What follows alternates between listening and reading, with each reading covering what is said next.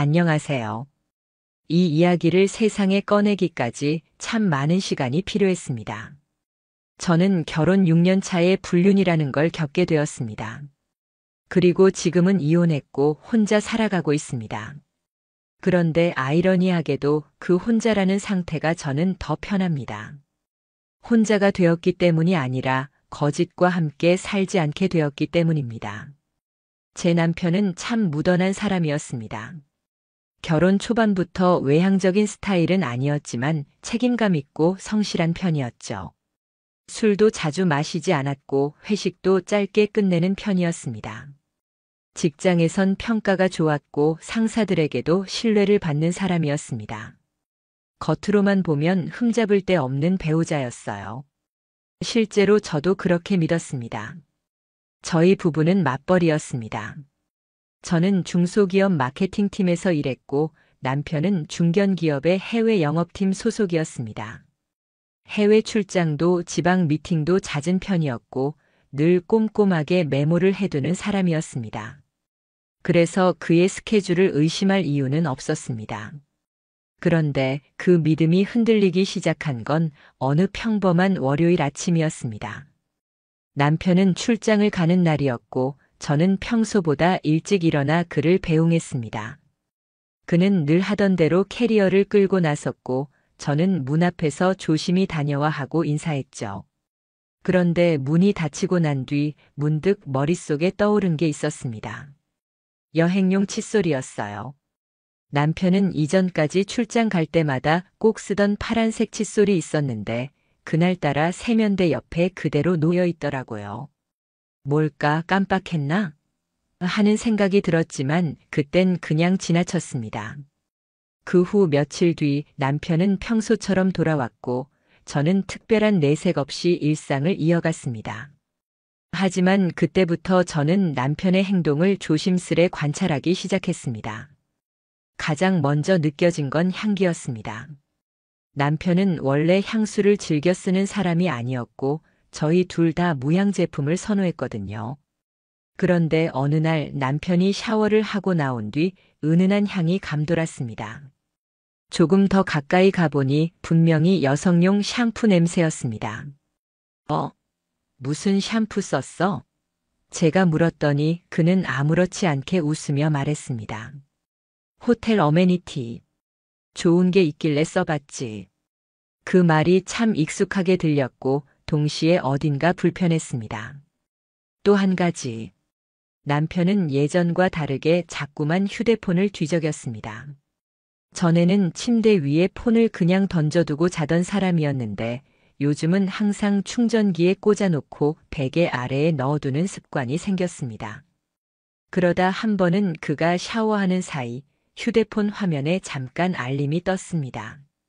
내 사람 그리고 하트 이모티콘. 알림은 잠깐 보였다 사라졌고 저는 얼어붙었습니다. 그때부터 제 마음은 평온할 수 없었습니다. 의심이 시작되면 모든 게 흔들립니다. 그가 웃는 얼굴조차 연기처럼 느껴졌고 그가 늦게 들어오는 날이면 머릿속은 수많은 시나리오로 가득 찼습니다. 그는 몰랐습니다. 제가 이미 기록을 시작했다는 걸. 그가 출장을 간다고 말한 날 저는 회사에 조심스레 전화를 걸었습니다. 혹시 땡땡팀 박지훈 대리 출장 나가셨나요? 상대방은 당황한 목소리로 말했습니다.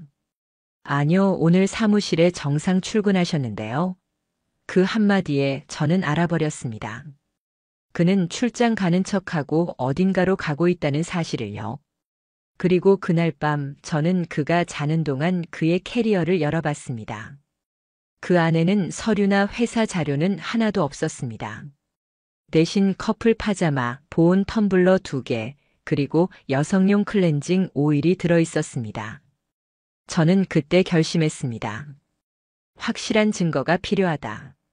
사설 탐정에게 연락한 건 그 다음 날이었습니다. 저는 감정을 앞세우지 않았습니다. 남편이 외도를 하는 것 같습니다. 이번 달 말에 다시 출장을 간다고 합니다. 그 동선 추적과 사진 그리고 신원까지 모두 부탁드립니다. 그 탐정은 잠시 침묵하더니 말했습니다. 확인해 보겠습니다. 너무 오래 끌지 않겠습니다. 그날 이후 저는 남편에게 더 다정하게 굴었습니다. 그가 눈치채지 않도록, 그가 더 방심하도록, 그가 더 진하게 거짓말을 하도록. 남편이 다시 출장이라는 단어를 꺼낸 건 그로부터 2주 후였습니다. 이번엔 목요일부터 토요일까지. 땡땡 지점 쪽 클라이언트랑 새 계약 논의해야 해. 그는 익숙하게 말을 꺼냈고 저는 마치 아무것도 모르는 듯 고개를 끄덕였습니다. 그래.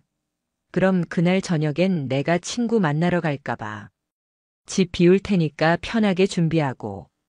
그렇게 말하면서도 제 속은 바늘방석 같았습니다. 그가 짐을 싸는 소리를 들으면서 저는 속으로 숫자를 세기 시작했습니다. 1, 2, 3. 셔츠 3장, 양말 3켤레, 그리고 여성용 핑크색 면도기 하나. 그건 예전엔 없던 짐이었습니다. 이건 뭐야? 제가 괜히 묻자 그는 웃으며 말했습니다. 호텔 면도기가 너무 안 좋아서 그냥 인터넷에 파는 거야. 되게 잘 밀려. 그 순간 저는 웃어야 할지 울어야 할지 알 수 없었습니다. 그가 이렇게까지 능청스러웠다는 게 저는 믿기지 않았습니다. 남편이 떠난 다음 날 저는 바로 사설 탐정에게 연락을 넣었습니다. 오늘 아침에 출발했습니다. 회색 SUV 타고요.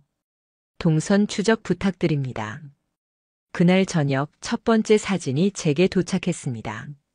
사진 속 남편은 차량을 운전하는 모습이었고 그 옆자리에는 다리를 꼰 채 앉은 여성이 있었습니다. 얼굴은 정면이 아니라 확인이 어려웠지만 적어도 그가 혼자가 아니라는 건 명백했습니다. 그 차량은 고속도로를 빠져나와 수도권 외곽의 한 모텔촌으로 들어섰습니다. 두 번째 사진이 도착한 건 밤 9시경이었습니다. 남편은 여성과 함께 모텔 간판이 선명한 골목에 들어섰고 그녀는 후드티에 모자를 푹 눌러쓰고 있었습니다. 두 사람은 주변을 한번 휙 둘러본 후 익숙한 듯 자연스럽게 손을 잡고 건물 안으로 들어갔습니다. 그날 이후 저는 잠을 거의 자지 못했습니다. 침대에 누워 천장을 바라보며 생각했죠. 언제부터였을까?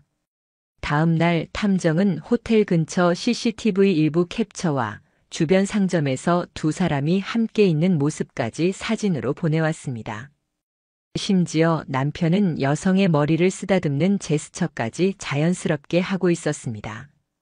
그 장면은 그가 한 번도 제게 해준 적 없는 행동이었습니다. 저는 그날 아침 혼자 차를 몰고 모텔 인근으로 향했습니다. 그들을 따라간 건 아니었습니다. 그냥 스스로 눈으로 확인하고 싶었습니다. 내가 진짜 속았던 건지 아니면 내가 너무 모자랐던 건지. 그리고 결정적인 순간이 왔습니다. 탐정으로부터 전화가 왔습니다. 남편분이 지금 차를 타고 모텔에서 나왔고요. 잠시 뒤 인근 카페로 들어섰습니다. 여성분과 함께 대화 중입니다. 얼굴이 잘 보입니다. 사진 찍었습니다. 곧 보내드릴게요. 그리고 그 사진이 제게 도착했을 때 그녀의 얼굴을 보는 순간 저는 핏기가 가셨습니다. 남편의 불륜 상대는 제 대학 후배였습니다. 3년 전 남편과의 결혼식 때 하객으로도 왔던 친구였습니다. 심지어 제 SNS에 언니 정말 예뻐요. 부러워요. 그렇게 댓글을 달던 사람이었습니다. 그녀는 몇 년 전 우연히 저희 부부와 술자리를 한 적도 있었습니다. 그때도 저는 그녀를 예뻐했고 도와주고 싶어 했습니다. 취업 준비 중이라 힘들다던 그 아이에게 면접 스터디도 소개해줬고 입사 후 첫 월급 받았을 땐 저에게 식사 대접도 했던 아이였습니다. 그리고 지금 그 아이가 제 남편과 나란히 앉아 웃고 있었습니다. 그녀의 손가락에는 커플링 같은 반짝이는 반지가 있었고 남편은 그녀의 머리카락을 살짝 귀 뒤로 넘겨주고 있었습니다. 저는 그 사진을 노트북 바탕화면에 깔아두고 다시 탐정에게 말했습니다. 이제부터 더 확실한 증거가 필요해요. 호텔 예약 내역, 카드 사용 기록, 차량 동선, 모든 걸 문서로 만들어주세요. 며칠 후 보고서가 완성되었습니다. 표지엔 이렇게 쓰여 있었습니다. 박지훈 씨 외도 조사 보고서.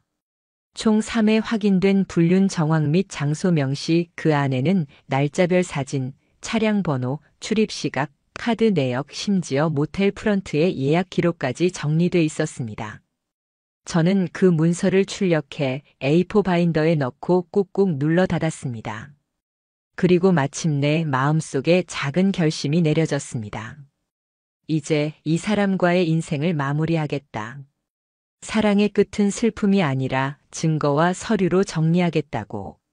남편이 집으로 돌아온 날, 저는 평소와 다르지 않은 얼굴로 그를 맞이했습니다. 많이 피곤하지? 오늘 저녁은 좋아하는 걸로 해놨어. 그는 약간 놀란 듯 웃으며 말했죠. 오, 웬일로 이렇게 상냥하신가요? 전 웃었습니다. 그 웃음이 진짜였는지는 잘 모르겠습니다. 어쩌면 제 감정은 이미 그날 사진 속 두 사람을 봤을 때 끝났는지도 모릅니다. 저녁 식사 내내 저는 평소보다 말을 많이 했습니다. 그가 무슨 음식이 입에 맞는지, 출장지 숙소는 어땠는지, 그는 어색한 듯 하지만 별 의심 없이 받아쳤습니다. 아, 근데 진짜 숙소가 오래된 데라 침대도 너무 푹 꺼져서 허리 아팠다. 그래? 다음엔 내가 좋은 데로 예약해 줄까? 그는 웃으며 고개를 저었습니다. 그럴 정도는 아냐. 뭐 하루 이틀인데. 그리고 그날 밤 제가 먼저 말했습니다. 여보, 우리 얘기 좀 하자. 그는 잠시 멈칫했습니다. 왜 갑자기? 무슨 일 있어? 응. 있어.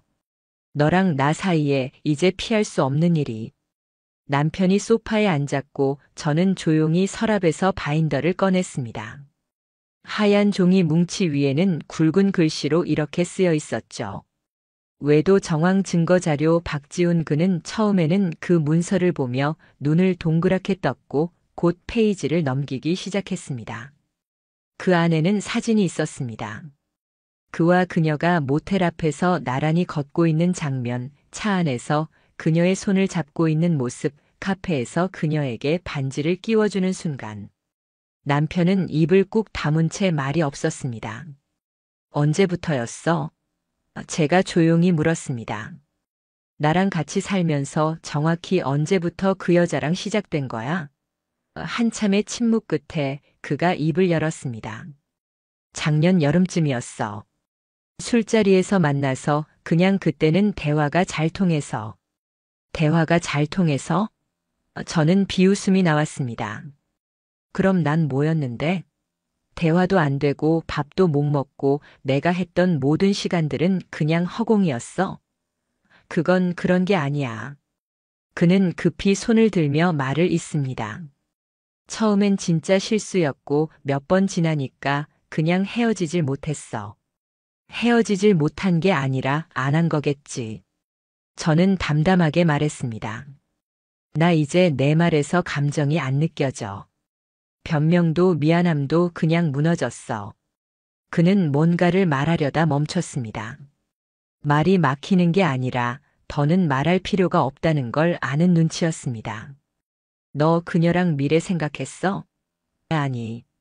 아니, 그냥 그 순간순간이 좋았던 것뿐이야. 그 순간 저는 확신했습니다. 그는 그 여자를 사랑한 게 아니었습니다. 그저 현실을 벗어난 공간에서 위로라는 이름으로 도망쳤던 것이었습니다. 그리고 저는 그 도망의 뒷배경이었던 거죠. 살림을 유지하고 외식비를 정산하고 생일을 챙기고 병원에 같이 가주던 사람. 이제 저는 감정으로 이혼을 하려는 게 아니었습니다. 책임을 묻고 기록을 남기고 내 인생을 회복하기 위한 절차가 필요했을 뿐이었습니다. 나는 이혼할 거야. 그리고 상간자 소송도 할 거야. 제가 말하자 남편은 놀라듯 고개를 들었습니다. 뭐? 상간녀 소송까지? 당연하지. 그 여자는 나를 기만했고 내 결혼 생활을 침범했어. 이건 감정이 아니라 법의 문제야. 그는 무슨 말을 꺼내려다 조용히 입을 다물었습니다. 그제서야 처음으로 그의 눈동자에서 두려움이 보였습니다. 그날 이후 남편은 방을 따로 써야 했고 저는 바로 변호사 사무실에 의뢰를 넣었습니다. 그간 수집해둔 모든 자료를 분류하고 정리하고 그녀의 실명과 회사, 주소, SNS 활동 내역까지 모두 첨부했습니다. 상담 중 변호사는 조용히 말했습니다. 이 정도면 전형적인 계획적 외도입니다. 위자료 청구는 충분히 가능하며 상간녀도 민사소송 대상이 됩니다. 저는 고개를 끄덕였습니다.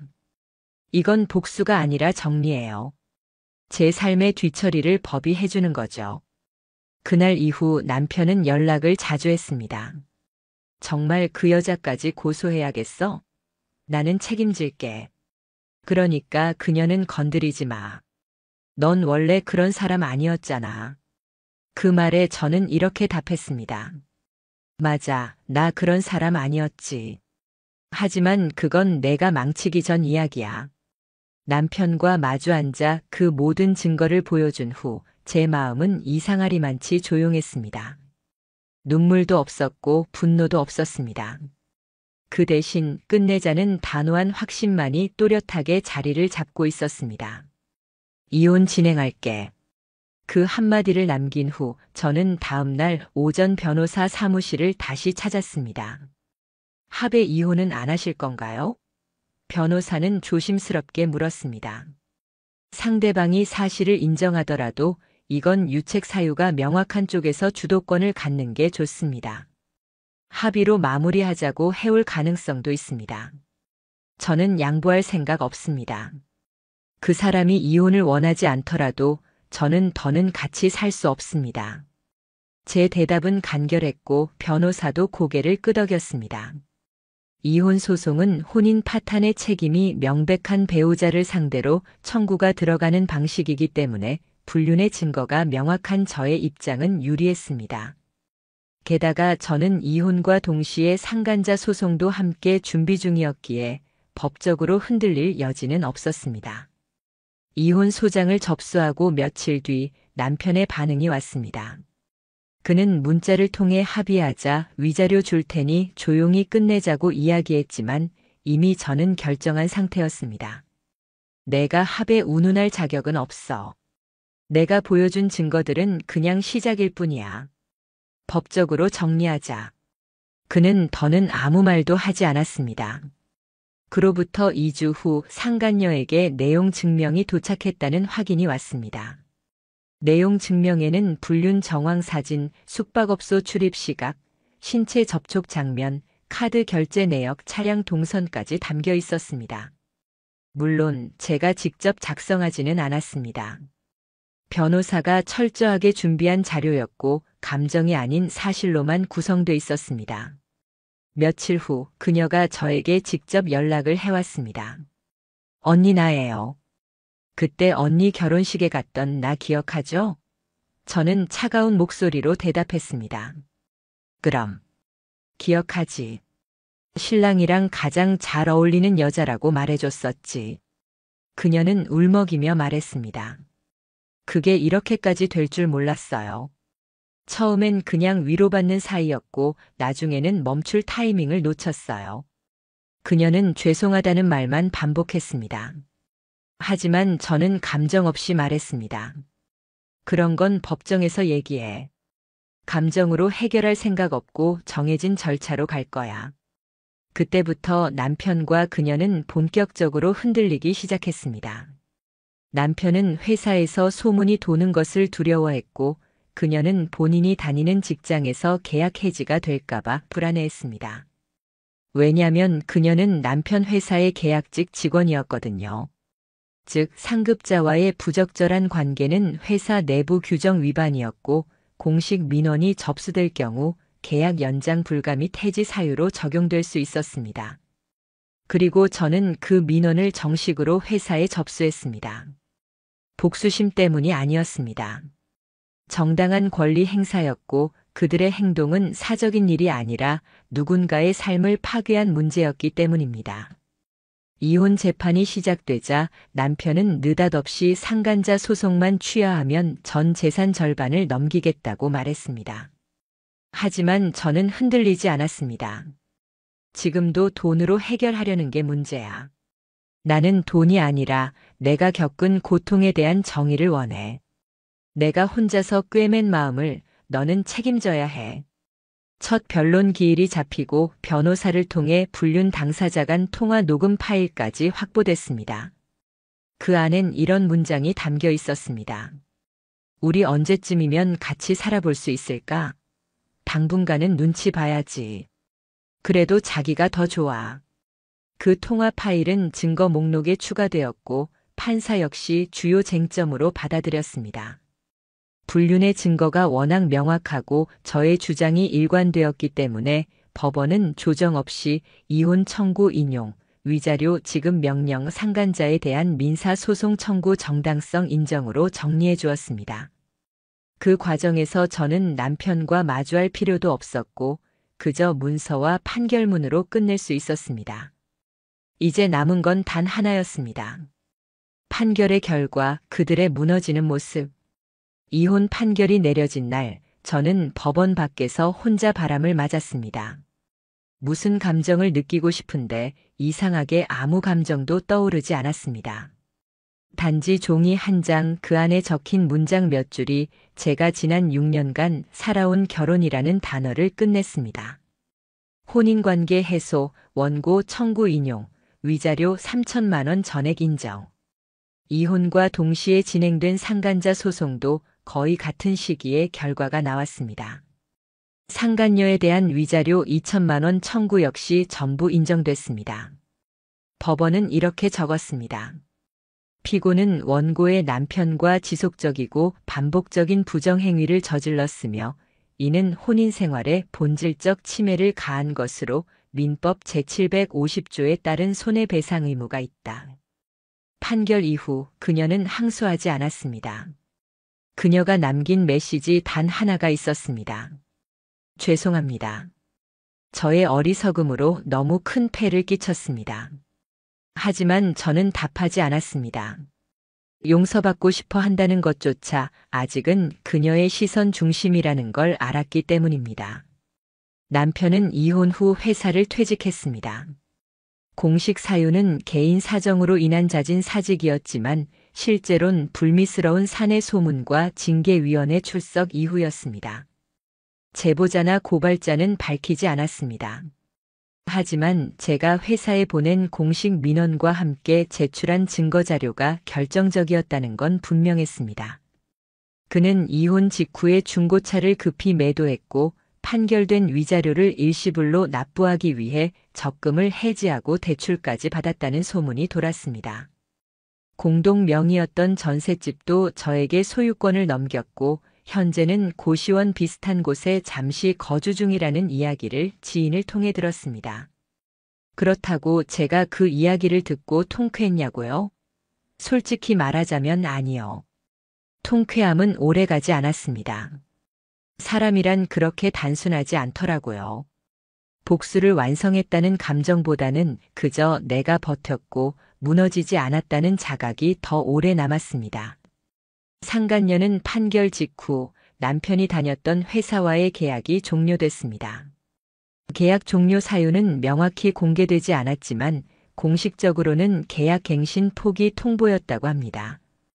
그녀 역시 저에게 따로 연락을 시도하진 않았고 SNS 계정을 비공개로 전환한 후 모든 게시물을 삭제했습니다. 어느 날 우연히 그 여자 이름을 검색했는데 예전에 제가 팔로우했던 계정이 더는 존재하지 않는다는 메시지만이 떠올랐습니다. 제가 받은 위자료는 전부 심리치료와 자기 회복에 사용했습니다. 상담센터에 등록했고 정신과 의사와 정기 상담도 받았습니다. 시간이 조금 걸렸지만 그 선택은 제 삶을 바꿨습니다. 그리고 어느 날 상담 선생님이 제게 이렇게 말했습니다. 당신은 이미 회복의 길에 있어요. 중요한 건 상대를 무너뜨리는 게 아니라 자신을 무너뜨리지 않는 거예요. 당신은 잘 지켜냈어요. 그 말에 저는 처음으로 소리 없이 울었습니다. 지금 제 일상은 단조롭습니다.